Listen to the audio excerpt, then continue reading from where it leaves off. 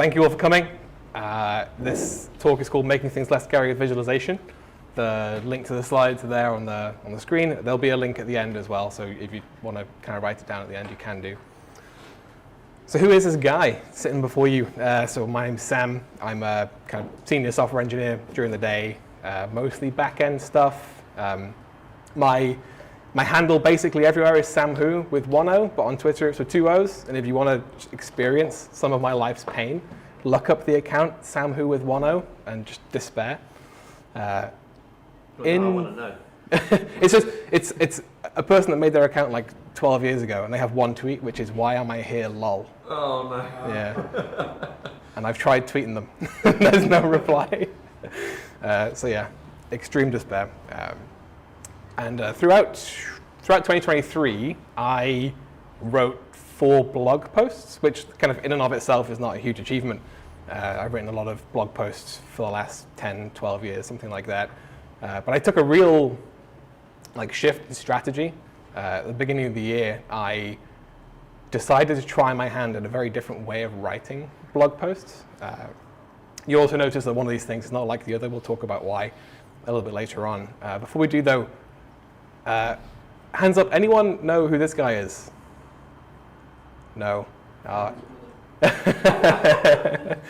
No, this is a guy called Bartosz Chrzanowski. Bartosz Chrzanowski. It's funny, I emailed him prior to giving this talk to get his permission to use a picture of his face in the talk, and I also asked him, could you give me the best pronunciation of your name you can find, and I'm almost certain I've messed it up anyway. You may have seen this guy's blog posts though. He does these tremendously detailed and incredible 3-dimensional posts. See if I can, yeah. So all of these are 3D, they can be interacted with. This is like a full, actual physical working mechanical watch, and then he spends thousands of words and tons of other visualizations explaining how it works. And this guy is my idol. He is the master of this craft, and just using the web in a more modern way to explain concepts, using tools that have been available for a while now, but not a lot of people make use of. And I have long loved his blog posts. He's written about a lot of different topics now. He does 2 posts a year because they take him a huge amount of time to write. I wanted to try my hand at this, and these are the same 4 blog posts again, so I've gone for more of a 2-dimensional 3D. Felt scary, so I didn't want to do it. But the idea was to try and use way more visual and interactive elements and make more use of what the web has to be a much more engaging medium and explain topics generally considered very hard to get into. So the topics you see here, top left to bottom right, is load balancing, memory allocation, hashing, and then retry methods. Things that I think typically are kind of dry, there's a lot written about them, but it's not tremendously engaging. So I thought I would try and make it much more engaging. And this is a bit of a, if it loads. There we go. Just a kind of animated example of what's going on here. So the contrast is not great on the projector, but the idea is that the black square is a load balancer. The gray squares above would be servers, and you can see that requests get sent across them. And the idea is it's meant to be a very living visual experience as you read through it. And even though it's Diet Chrzanowski, it's not as incredibly 3D and detailed as his posts. They do pretty good, and they've done me very, very well. The 3 of them have done exceptionally well, and since then the 4th one has done well too. So I've had a lot of feedback and a lot of people viewing them, and that's felt really, really good. So I'm going to spend the rest of the talk going over 5 things I learned doing writing in 2023, but actually 5 things I think would be, if you decided to go down this road and make the investment to try and use much more of the rich visual interactive web to write about topics. And I really hope you do, if you go away and you're inspired to do this, please write to me and tell me. I would love to inspire people to get into this. These 5 points should hopefully help you.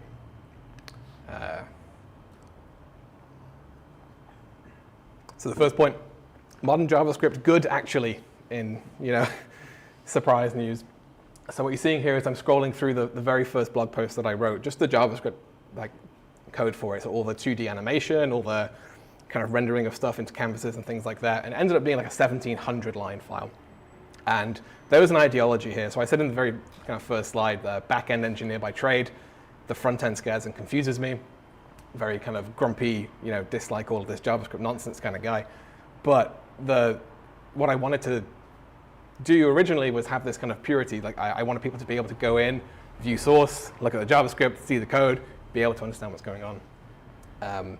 It became a mess very fast. 1,700 lines of like highly interrelated, horrible code. I got towards the end of the post, and there was more things I wanted to cover, but I wasn't able to because just the thought of having to go in and rework how some of this stuff was working was too much, and I just didn't do it in the end. I kind of cut the post slightly before what I wanted to get to, which felt really, really bad. But in the end, it did pretty well. People enjoyed it, so like I think it is still a good thing. But the whole misguided ideology, like avoiding years worth of like advancement in JavaScript tooling and things like that was pretty unfounded.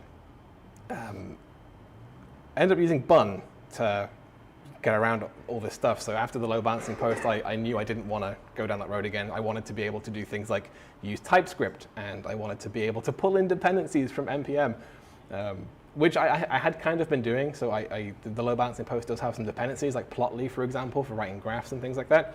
But I did it by like including the Plotly JavaScript with a script tag, and you don't get nice things like IDE, like developer experience things, like auto completion and stuff like that doesn't work when you do things like that. So being able to pull dependencies in a way that the IDE can understand is really good. Being able to like use TypeScript is nice. Being able to actually minify the code, super handy. The load balancing post, when you load it, is like 5.7 megabytes, which apparently is large. The memory allocation post, which uses actual minification and stuff like that, ends up being 1.9 megabytes, even though it's more code. So still like relatively heavy, but much, much better than 5.7 megabytes. So yeah, highly recommend Bun. The other thing I've been making really good use of from the kind of more modern web is web components. Unfortunately, on the projector, the links are cut off, but I do have links to these things in the slides if you want to read more. And a slight detour on this. This is the web components logo. Hands up if you know what web components are or if you've used them. So not many people. Web components are neat in that they let you make custom HTML elements in JavaScript. Essentially, there is a bit of an API for doing things like registering callbacks for when you change properties and things like that, and making your element reactive to the outside world. And you can do things like add DOM nodes and stuff. Like it gives you a really good API for creating a custom component for your page. But this is the logo for them, and I couldn't help but think, like, why? Like, why that? That could be the logo for my bank. I don't know. Like, it doesn't look tremendously web component-y. And I got lost. I went down a rabbit hole, and I was like, I need to figure out why this is the web components logo. And I realized using the Wayback Machine that the web components logo did actually change at some point. It used to be a pair of spanners, like interlocking. And I'm like, that makes sense. Like, components, it's things that you can use and make like fit together and stuff like that. Why the change? And I did a whole bunch of digging for days, and I eventually found the PR for the web components repo where the new logo was introduced, and it had no real description. I was like, classic. I ended up emailing the guy that made that PR, and I asked him, like, do you know where this came from? It turns out he was the right guy to be speaking to, and he sent me a bunch of the design briefs. He was really, really responsive and really nice, so thank you very much to Sam Lee. But the left-hand side of this is meant to represent an HTML like opening tag, like the character. And then the right-hand side is meant to be like an homage to the Polymer logo. Like Google Polymer was one of the first projects to make use of the web components ideal. So that's the story behind that. But it let me build up really complex and detailed components that I could then configure in various different ways. So I'm not sure if you can read it at the back, but it's an HTML element I can pass lots of different properties into. And what my posts end up being is I will spend a lot of time building a simulation of load balancing between an arbitrary number of load balancers and servers and lots of different parameters. And then throughout the post, I will tweak the parameters to display a certain behavior and talk about the behavior that's being displayed. That's the kind of like loop I go through. And web components make that really easy. And because you can respond to like property changes and things like that, I can then do stuff like have sliders that change properties and then the component responds accordingly. And I can also do stuff like have parts of the text where you tap on it and it creates a certain state that then displays a different behavior. They've been really great. I really have got good use out of web components. So yeah, modern JS good. Do not ignore or sleep on modern JS. There's a lot there to be made use of. Second point is topic selection, and this is a bit more of I think more of a personal thing to me, where I've very specifically chosen the things I write about and the way that I write about them. So it was a very conscious choice to make all of my articles an introduction to something. And it was a very conscious choice for that something to be something that I think is traditionally quite scary, like load balancing. People kind of know it's there, but don't know a whole lot about it. Memory allocation is the same. Like, not many programmers have even directly allocated memory these days, but like malloc and free are kind of scary concepts, and what's going on under the hood there is not something I think is well understood. And then hashing, like people use hash tables all the time, people use checksumming all the time, but I don't think the machinery of that is very well understood. So just taking these topics that are actually not that hard to understand, I don't think, provided you start at the very, very beginning and you can see what's going on and you can touch it and you can like interact with it and see what's happening right in front of you is what I was really wanting to do there. What I didn't want to do is like pick specific technologies. I didn't want to pick a specific implementation of malloc and cover that, like something that could kind of lose relevance very, very quickly, or I didn't want to make people feel like, oh, I don't care about TC malloc, like one of the potential malloc implementations. Like that's not the audience I was going for. Like I wanted people interested in just the idea of memory. How do I get into this as a concept? So I like that I did that, and I'm very happy about how it turned out. I think it's resonated with quite a few people. The thing I say to myself is I want my post to be relevant in 10 years' time. I would love it if people are still linking to my posts in 10 years saying, this is a good introduction to this topic. That's where I'm hoping to be. Third point, needs to feel good. So what you're seeing here, this is a grid of 6, like almost like static noise, I guess. And it's meant to be showing a hashing algorithm and how it distributes over a space. So the idea behind a hash is that you give it some arbitrary input, and the output is a number, but that number needs to be equally distributed throughout the range that it can output numbers in. And what this is showing is actually a very well-distributed hashing algorithm. Like if it just looks like noise, that's great. If you see patterns, that's really bad, because if you can predict the output by looking at the input, you lose the usefulness of the hashing in some scenarios. Sometimes that's completely fine, but in most cases you want this to be very, very equally distributed.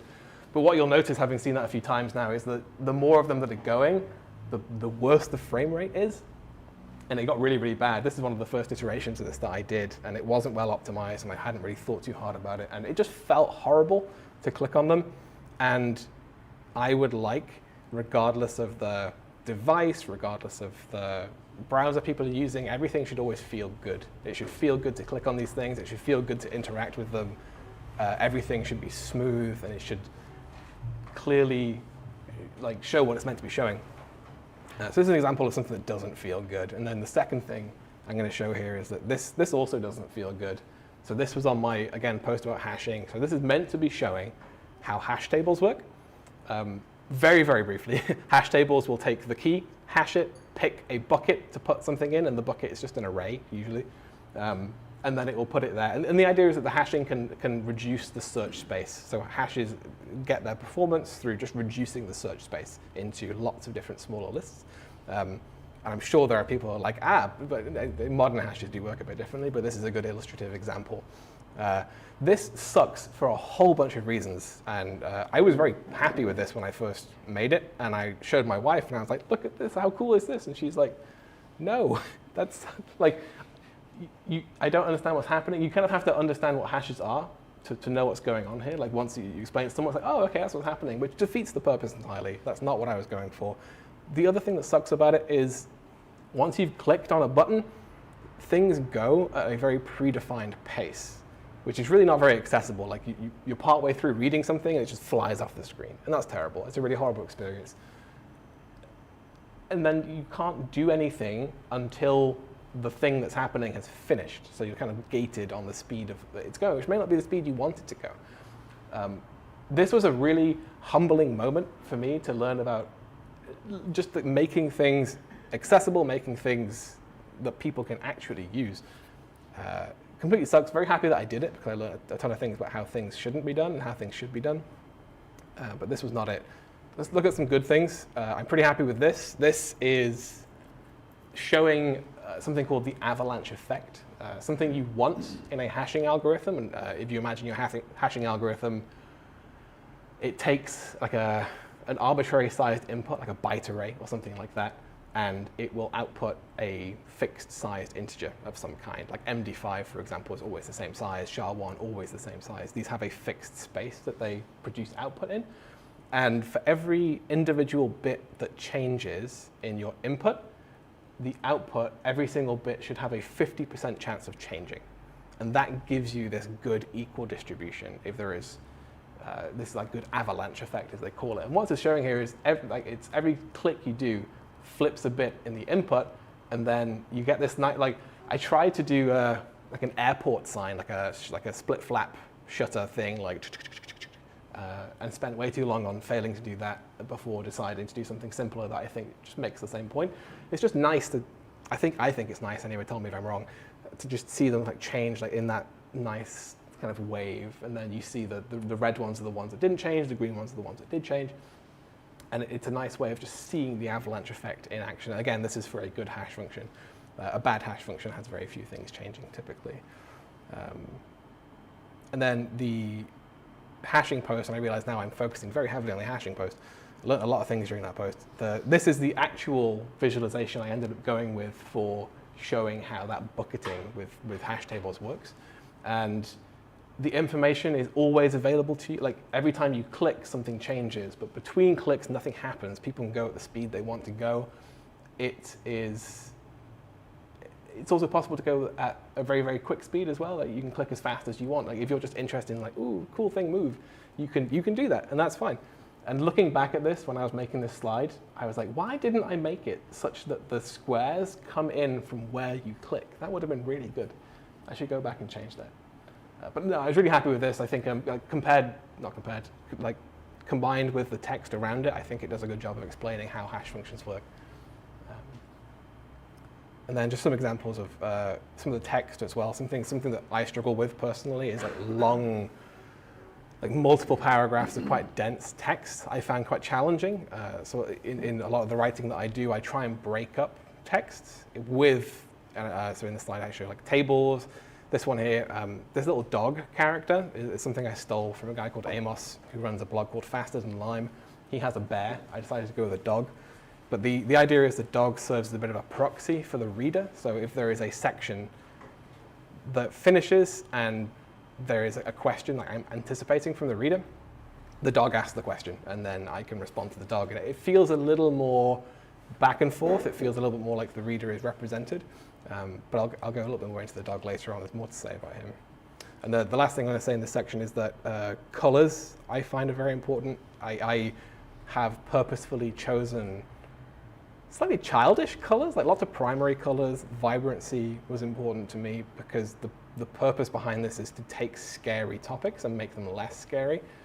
And I just think having a colorful environment is a lot more inviting than just black and white or something with less color to it. The folly of it is that you then have to be very concerned about, you can't make something purely color only because you do alienate people with color blindness and things like that. So I've had feedback from people that certain parts of my post have not been great in that regard. So I've been steadily trying to get better at them. And this was an example of one of those posts at the very beginning were not like the others. It looked very, very different. And this is because I was asked by a company called Encore.dev, who are fantastic. I highly recommend looking at what they're doing, to write a blog post for them. And they commissioned that. They paid me to do it, and we worked together on it. They were very gracious in that they didn't mind it. It took me 6 months, which I was originally very worried about writing to a deadline because I find that pretty stressful. When I do my own writing, I like to be able to have periods of despair where I can be very worried about how something looks and not have to worry about how people have delivery schedules and things like that. But this is an example of trying to fit my writing within their branding. So their branding, they have lots of like very heavy, like bold shadows, and their like colors are very specific. And I was able to find a nice balance between blending the colors that I tended to use in my own stuff with theirs, and using their branding with the heavy shadows around the visualizations. I think ended up looking pretty good. And there's an argument to be made.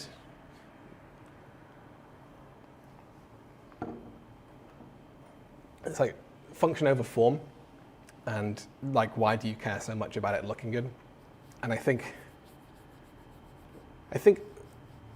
form is kind of as important as function in this domain, to me at least, where if you are reading something and it doesn't look good, or it just looks intimidating, or it's like thousands of words, black text on a white background, like that is challenging, at least for me, to digest. I think having a lot of focus on how things look and how they flow, and like breaking them up nicely and introducing different elements to them is important, and I think the results kind of speak for themselves, and these have done quite well. And this is a bit of an underserved niche. I think not many people are writing this way and putting the effort into breaking things up and making them engaging and interactive. And I think it's something the industry in general is kind of sleeping on a little bit. I think if more people got involved in this, we would see a bit more of a explosion of this kind of content, because people will see that it really does work well. So point 4, handle feedback with care. This is a great meme. I actually had some trouble sourcing where it came from originally, but you can't see it there, but the link is at the bottom. I am very fortunate to have a bunch of people in my life that I can send my stuff to midway through and say, like, is this terrible? And they will say yes sometimes when it needs to be said. So I get a lot of feedback on my stuff early, and a lot of feedback on it late as well. And it's very challenging sometimes when you get a piece of feedback to say either like, I don't agree, or I do agree, but I'm not going to do it, and here's why. But to make something really good, I think you have to have that. I think there is a level to which you need to have an idea of what you're making, such that you can assess this feedback is relevant and applicable and I should do it, or this feedback is relevant and applicable but not to my post. Like, and I've got some examples here. So the dog, for example, is one where I would have needed like overwhelming negative feedback on this to take him out, because I personally thought he served a good purpose. And I've seen this technique in other posts and thought that works really well for me. So rather than trying to make something that fits like the widest possible audience, it's like, I think the audience I want this to mean the most to is going to get something from this. And I had some of the most initial feedback I got from him is like, this is infantilizing, and I feel like you're like demeaning me, or something. It just didn't feel good to the person who read it, and you know, that is hard feedback to receive. But I've received much more feedback of the kind like, wow, the dog is really cute. Like, you know, does he have a name? And he does. It's Husky. You'll also notice that it's kind of not actually the same dog, and I will admit that I did generate this dog with AI. So he has slightly different colorations. Getting AI to generate the exact same dog is impossible. If you figure it out, please tell me.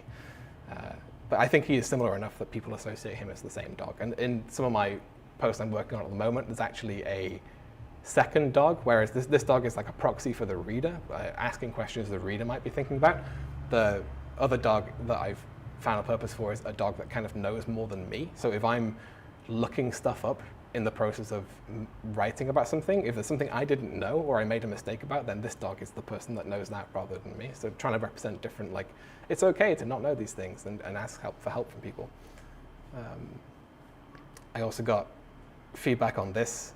So this was originally, I don't like this. I think this kind of sucks as a way to represent the data it's meant to be representing. Like, I'm sure you're looking at this and thinking, I don't know what that means.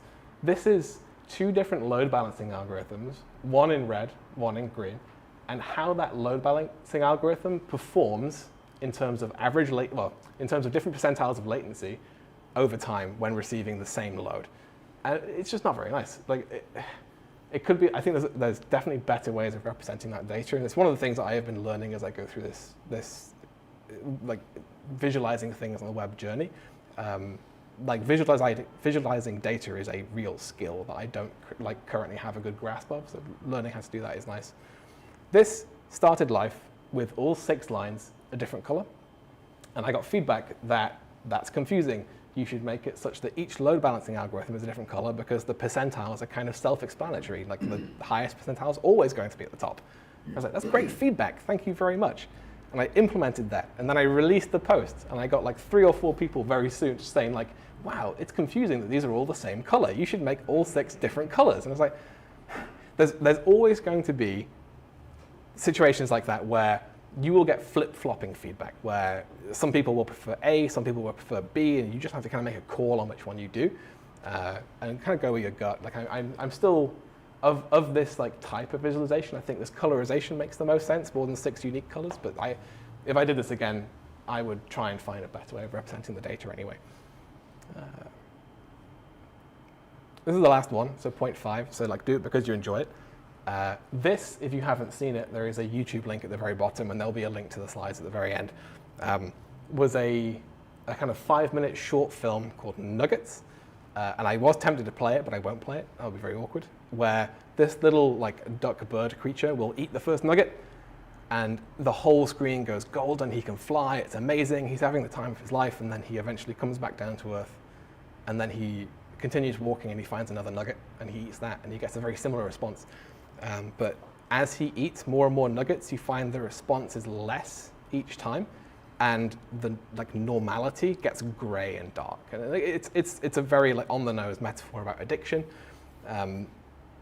It's an incredible short film. I implore you to watch it if you have time. But the idea is that if you do something like this and you write something, you put your heart and soul into it, and then it does really well, that feels great, and validation is amazing. Like, I very much enjoyed having lots of people reading my work and giving me feedback, even the like less nice feedback. Like nobody was mean to me, which I thought was incredible.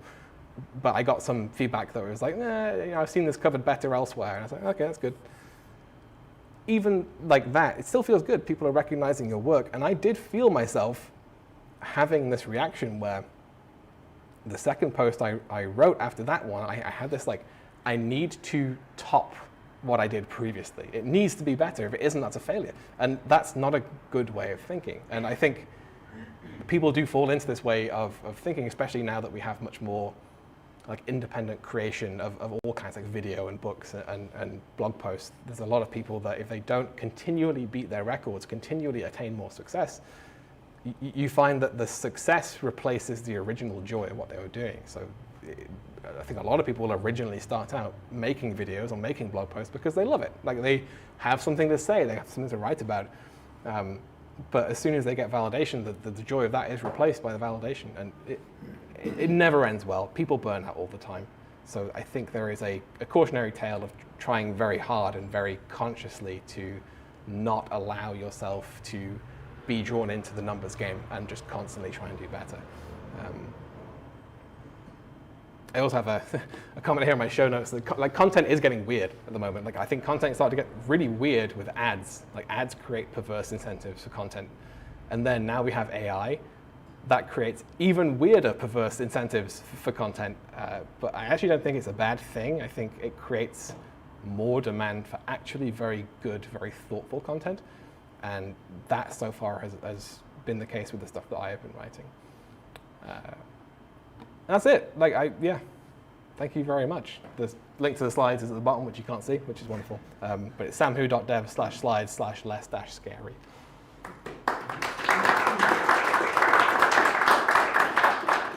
Any questions?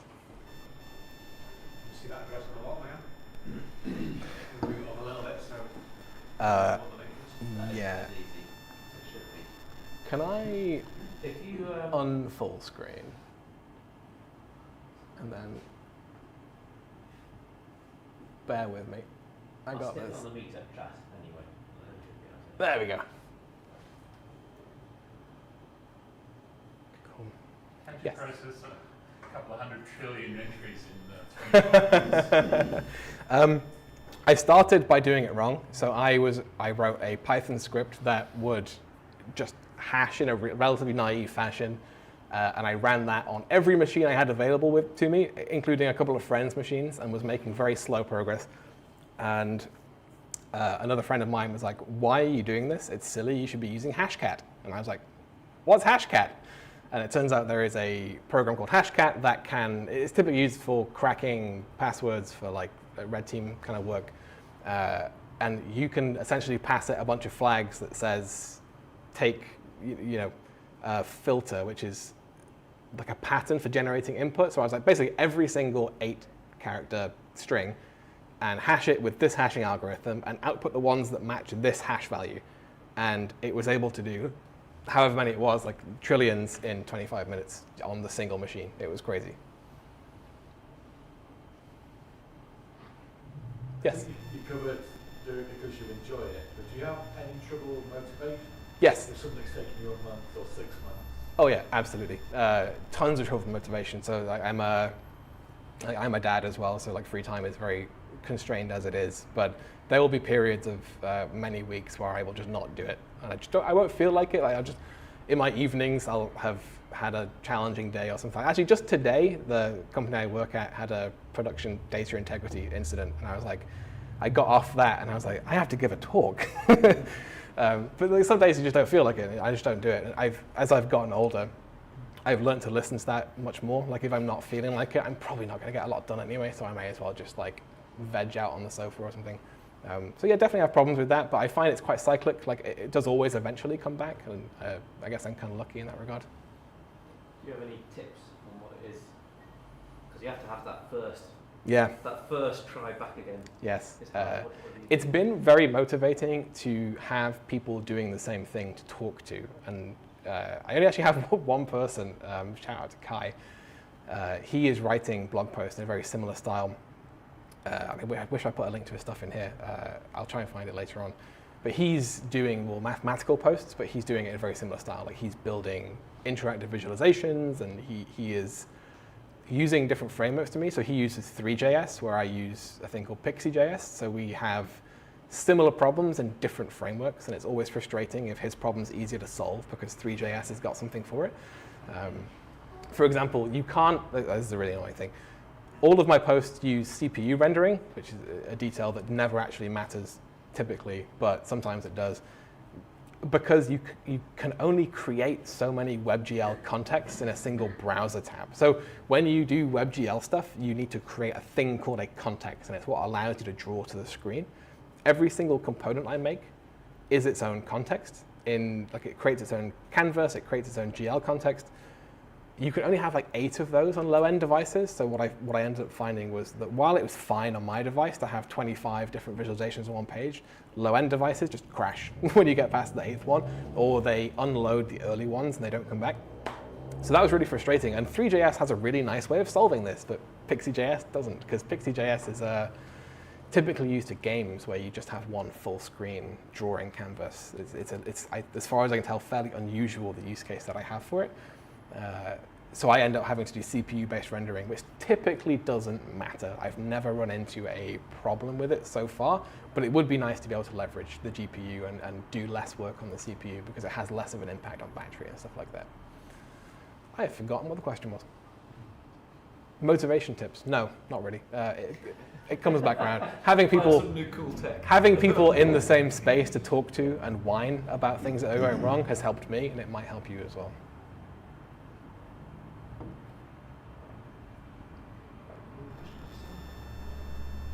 You touched on AI content generation. And the proliferation of rubbish, for want of a better description. Yep. How do we then find I think they're talking about moderating or being able to vote down things that look AI generated, then it's so good to know that.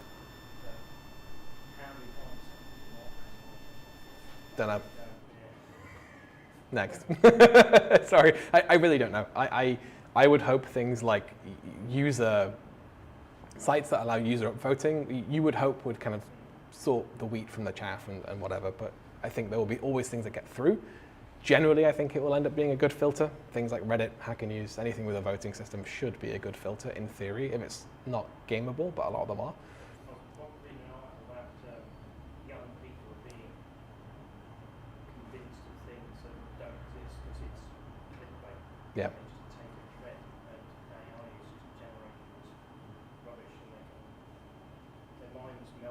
Yeah. Yeah, no, I wish I could solve that. My kids are 4 and 2, so I've got some time left. Hopefully someone solves that in the next 10 years or so, but no. Yeah. Hope. Teaching a young child to be cynical too quickly makes them too cynical. In an innocent way, and making a sense. Not a question I expected. Didn't expect to be going down the how do we save the world route, but no, it's all good. I was concerned. I wasn't being a rabbit hole. Yeah, it's okay. I went down a rabbit hole with the web components thing, so it's allowed. Hey. Yeah, excuse me. So the other time you said something about not being drawn into a game of numbers.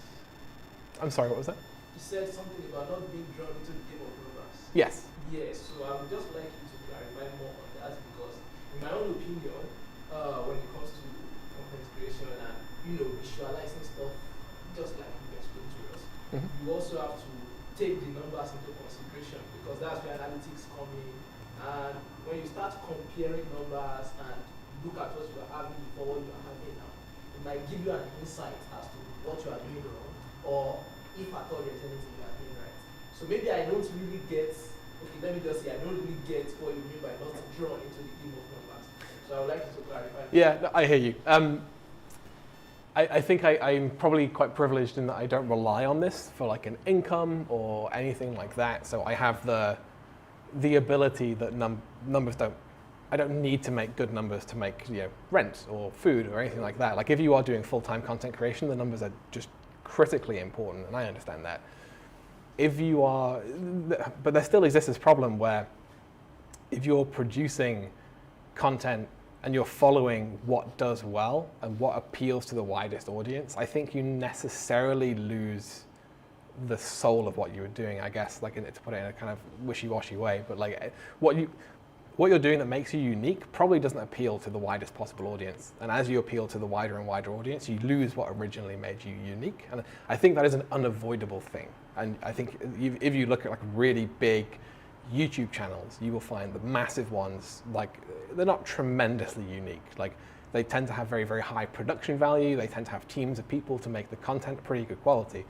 But what they're doing doesn't have this unique aspect to it. Like the unique stuff is going to be living in like the tiny channels, like the 1,000, 2,000 subscribers doing genuinely niche things that are more interesting to you if you have that niche as an interest. So if you don't have to rely on content creation as an income, if you fall into the trap of wanting to do bigger and bigger numbers, you will probably lose the joy of what you are doing because it will not be that original niche you were trying to serve.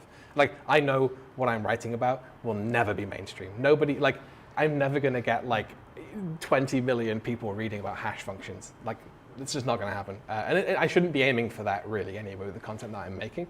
I could probably get 20 million people to read an article about like, let's say hash functions were the root cause of a Facebook outage. And if I made like a popular tech post about the layman's guide to how that worked, then maybe that would do really, really big numbers, but that's not the content that I'm looking to create right now. Like I want to go quite deep into the things that I'm looking at and visualizing at a kind of fundamental level.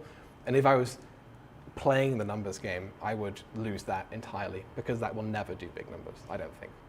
Does that make sense? Yeah. Yeah. Thank you. Yeah. Hi. I'm just curious, did you spend more time researching your topics or creating your content? Good question. And I suppose as a supplementary one, given these kind of topics, like I'd be worried, like when do you stop? Because there's always like some other cool thing you can find out. You know what I mean? So like, oh yeah. How do you know when you've got enough to satisfy? Really good. So when I first started, a lot of the time was in just figuring out how do you even do graphics on the web. Like I chose Pixie.js because it looked like the most approachable thing I could find. 3JS seemed very complex. You could do 2D stuff with it, but it was very much designed for 3D. And I don't think there's that much programming stuff that really needs 3D. So I decided to like choose this library. Then there's a whole process of learning how to use it. So that occupied the majority of the time early on. These days, I'm much better at it. I'm certainly no expert, but I know my way around it. I know how to draw shapes and animate them. Like, I'm pretty good at that now. So that takes up a lot less time. So I spend more time now thinking about like what is a way of visualizing this idea that is immediately obvious. Like, I want people to look at something and go, of course. Like, I want to take a hard topic and make it just an obvious realization to people. And I spend a lot of time thinking about that. I also spend way more time than I probably should on the text itself. Like, I obsess over the wording. I obsess over, like, is this word jargon? Like, what does jargon mean philosophically? I'm just like, a ton of time spent on making sure the words make the most sense they can. What was the second question? I was just curious as to when you're doing the research. Yes. Is like how far? Yes. How far do you go? You know, when do you stop? Every single post, without fail, will have a dozen people, if not more, saying, why didn't you cover X? In load balancing, people are like, why didn't you cover power of two choices as a load balancing algorithm? It's my favorite load balancing. Do you hate me? Like, no. Like, I had to stop somewhere. And the reason is because I coded myself into a corner, but I had to stop somewhere anyway, so it's not that bad. The memory allocation one was, why didn't you cover how the process gets memory from the kernel?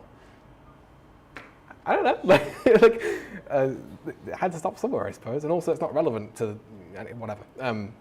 That doesn't live rent-free in my head, I promise you.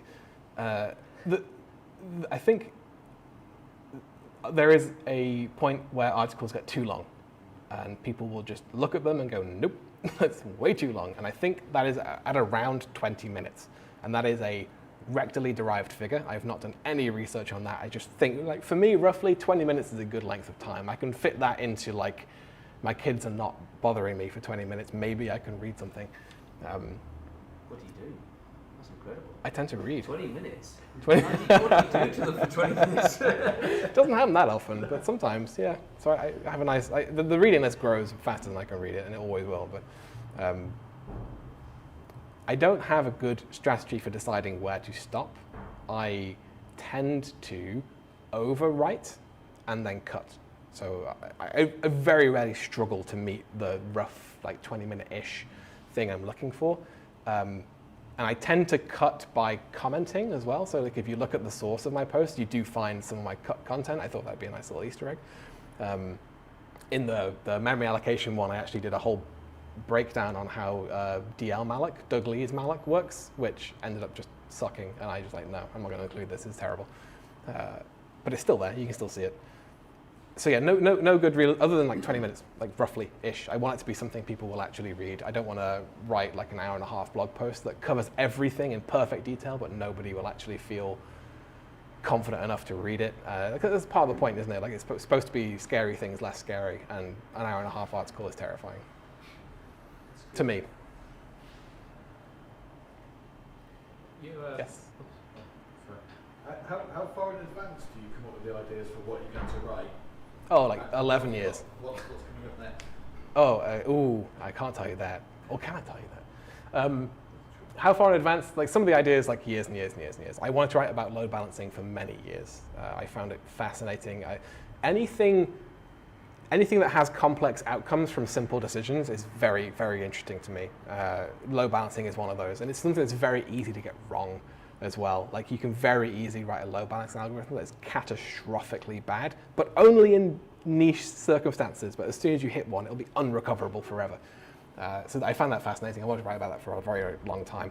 Other than that, I have a list of topics I maintain, and it has like a few dozen things in it that I'd like to cover at some point. It's just whether or not I can think of good ways of visualizing it, or something that I hit. The reason I wrote my hashing post is there's another thing I want to write about that includes hashing, and I kept on like writing about it and then realizing that if you don't know what hashing is, that's not going to make no sense, and it's going to be very hard to understand. So I was like, right, I will write a post about hashing, and I will link to that from the start of the next post I want to write. So I'm going to try and build up a bit of a dependency graph of things you need to read. Yeah, so it varies, but a lot of them have been there for a long time. Like, I've had these in my head for ages. I thought what you said about feedback was quite good, to not take it to heart, but how do you handle that that initial emotional response. There must be times, sometimes you hear a bit of feedback, because it's hard to ask for feedback, but sometimes it's hard to hear it as well. I handle it. Initial kind of like, oh, I can't believe you said that. Terribly. I have very thin skin, and like I take basically every piece of feedback to heart. Initially, I've gotten better over time at like compacting that initial reaction down and not like externalizing it. But basically, every piece of feedback, I'm like, this person hates me.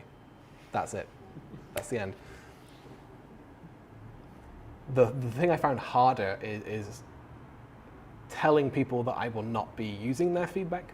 Like, when people give feedback, and I'm usually like chatting with them in some format, either like in person or like over DM or something like that, and we'll go back and forth on like, because usually a piece of feedback, they'll suggest a solution, and you have to kind of dig in and find the problem they've had with the writing. It's like, what, like, where did I lose you in the writing? Where did I lose you in the visualization?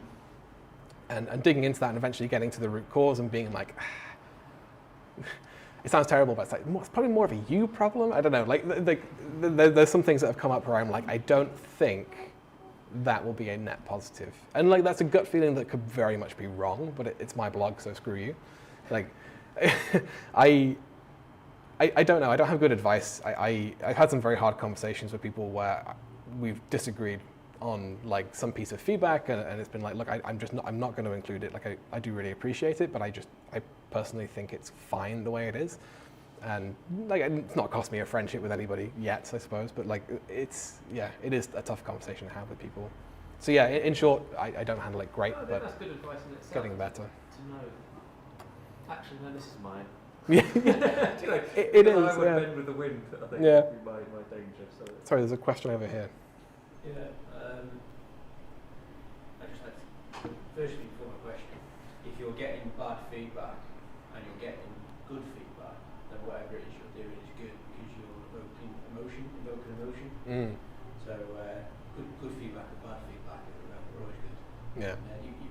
You've got to annoy somebody at some point, right? Yeah.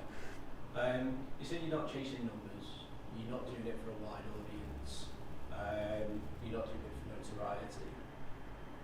Are you doing it just to scratch an itch, or what is it that you're generating the content for? Is it something for you to call back to when somebody brings up a question, you go, oh, I've got a blog question about that, go ahead, read it. So I didn't say those things. I didn't say I wasn't chasing numbers. I said you have to be very careful chasing numbers. I'm definitely chasing numbers. I love validation. If I can continue to get tons of validation through this, that would be amazing. It's just I have to be very, very careful that does not become the goal. The goal has to be to produce content that has longevity and serves the purpose that I want for it, which is to help onboard people into topics they wouldn't otherwise onboard into because it's too scary. That's the goal. That's the guiding star.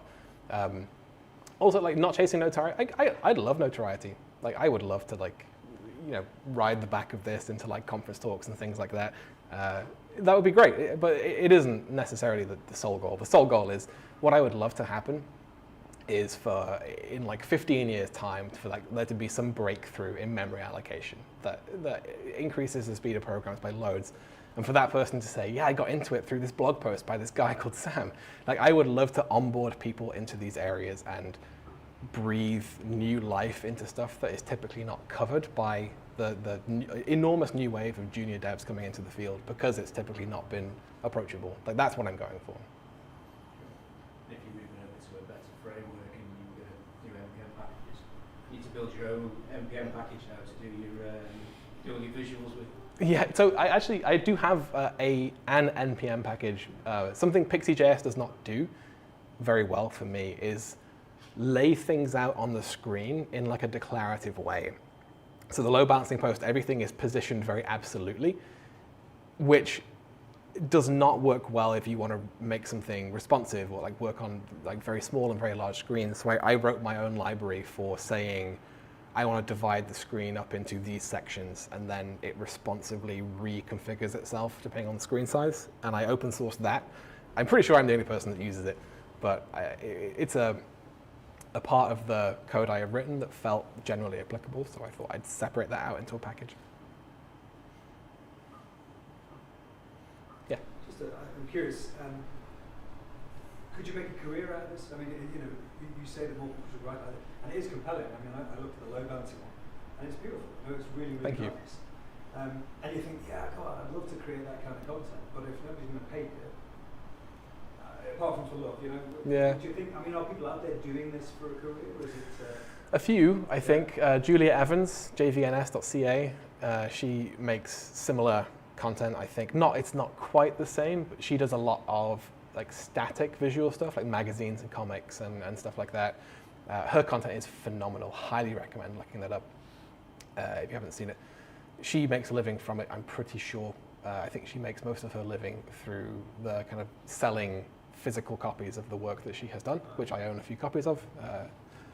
In terms of just like could I live off what I am doing now in the way that I am doing it over the long term? I don't think so. I think the route to doing that, and a route that I've already kind of started on, is trying to find companies that will pay you to do guest posts. Yeah. You've put a toe in that.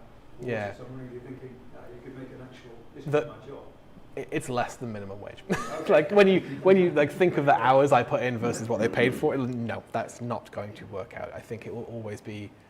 I'm pretty sure I will never make a living from this. I'm pretty sure. I'd love to be wrong, but I don't think it's possible. I think it requires your spare time, and it requires a bit of goodwill from other companies and things like that. I don't know. I would love to, but I doubt it.